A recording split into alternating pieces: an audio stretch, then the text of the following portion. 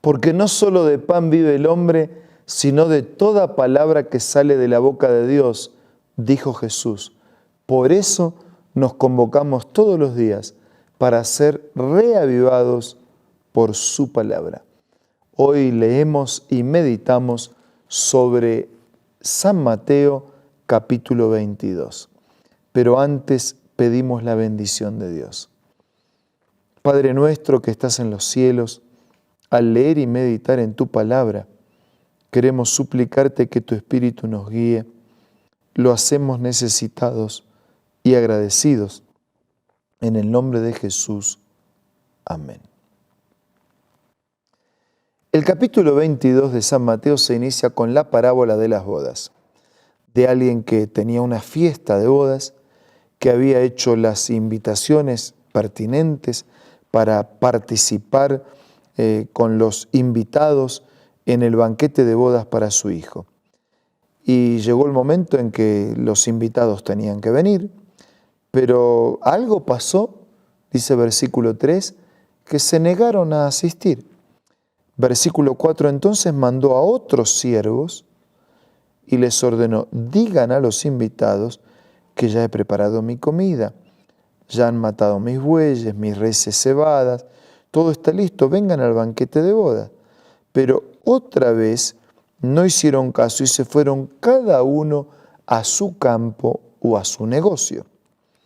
Versículo 6. Los demás agarraron a los siervos, los maltrataron y los mataron. En el versículo 7 dice, el rey se enfureció, mandó su ejército a destruir a los asesinos e incendiar su ciudad.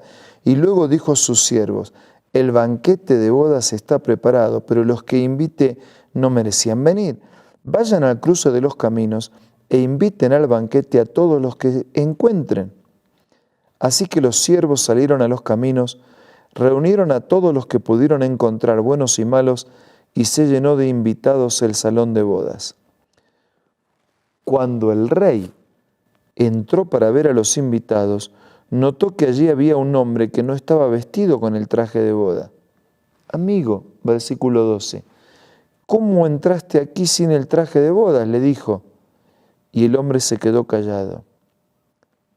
Versículo 13, entonces el rey dijo a los sirvientes, átenlo de pies y manos y échenlo afuera a la oscuridad donde habrá llanto y rechinar de dientes, porque muchos son los invitados, pero pocos son los escogidos.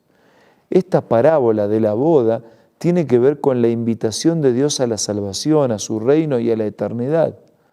Un rey que invita, siervos que reciben el mandato y son los instrumentos que salen a compartir la invitación. No siempre bien recibida, a veces maltratados y expuestos al peligro. Y un Dios que amplía su invitación para que llegue a todos, hasta el último de la fila, hasta incluso aquel que parece que no tenía nada que ver con la fiesta.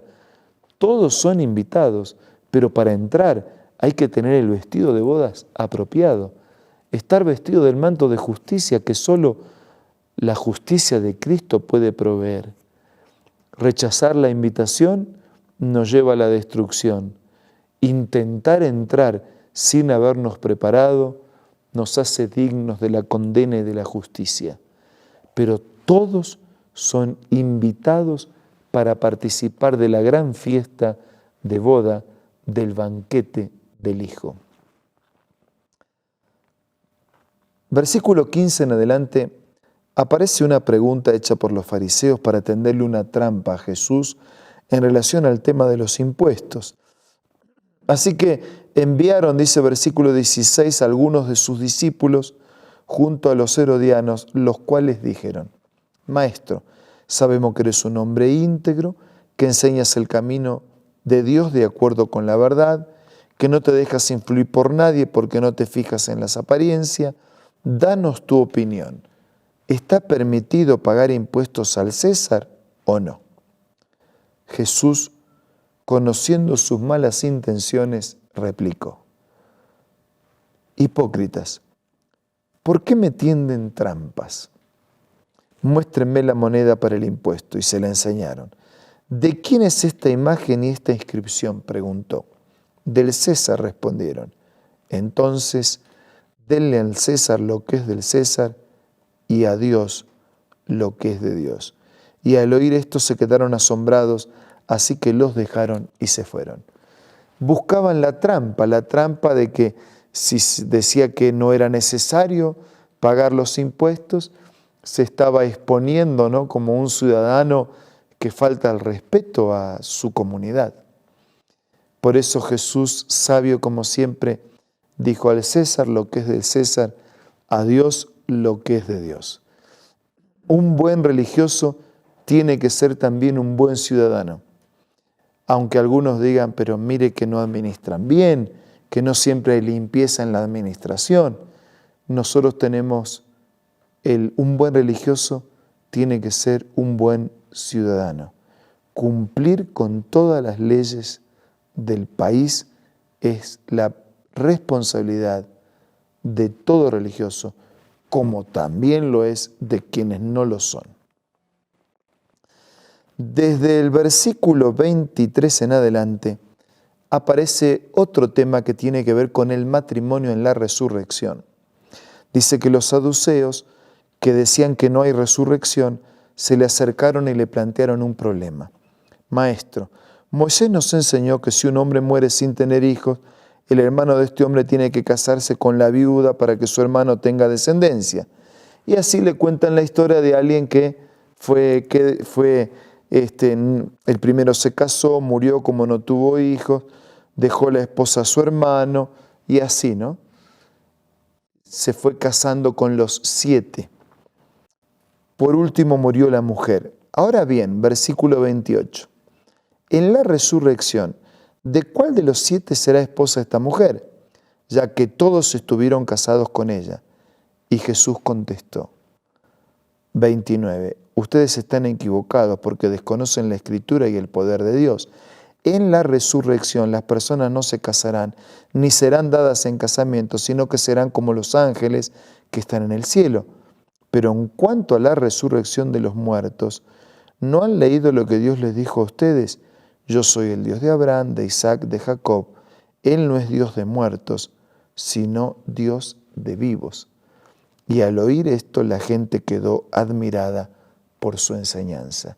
Así que Jesús enseñó aquí que habrá resurrección porque Él es Dios de vivos, pero también enseñó que en la resurrección serán como ángeles, es decir, no habrá una intimidad sexual o un darse en casamiento.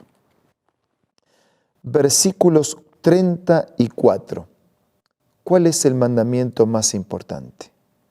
Los fariseos se reunieron al oír que Jesús había hecho callar a los saduceos y uno de ellos, experto en la ley, le tendió otra trampa con esta pregunta. Maestro, ¿cuál es el mandamiento más importante de la ley? Y él dijo, ama al Señor tu Dios con todo tu corazón, con todo tu ser, con toda tu mente. Este es el primero y el más importante de los mandamientos. El segundo se parece, ama a tu prójimo como a ti mismo. De estos 2 mandamientos depende toda la ley y los profetas. ¡Qué resumen extraordinario! Amar a Dios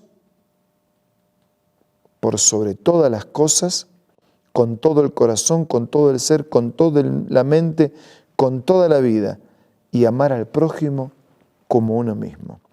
Versículo 41, mientras estaban reunidos los fariseos, Jesús le preguntó, ¿qué piensan ustedes acerca del Cristo, de quién es hijo? De David, le respondieron. Entonces, ¿cómo es que David, hablando por el Espíritu, lo llama Señor? Si Jesús viene de David, ¿cómo es que David, cuando habla de Cristo, le dice Señor? Dijo el Señor a mi Señor, siéntate a mi derecha hasta que ponga a tus enemigos debajo de tus pies. Si David lo llama Señor, ¿cómo puede entonces ser su hijo? Nadie pudo responderle ni una sola palabra, y desde ese día esos que tenían malas intenciones con las preguntas ya no le hacían más preguntas. Es que Jesús, humano, es descendencia de David, pero Jesús divino es anterior a David. existe desde la eternidad. Y en ese caso David desciende del Cristo que existe desde la eternidad. Pero el Jesús que vino a nacer como hombre en esta tierra desciende de la familia de David. Y así concluye este capítulo que nos reseña estos distintos temas que destacan el plan de Dios de salvar, el plan de Dios de restaurar, el plan de Dios de que seamos buenos ciudadanos, de darnos una vida por la eternidad, después de la muerte y después de la resurrección, si es necesario. Un Dios que resume sus mandamientos. Ama a Dios por sobre todo y a tu prójimo como a ti mismo.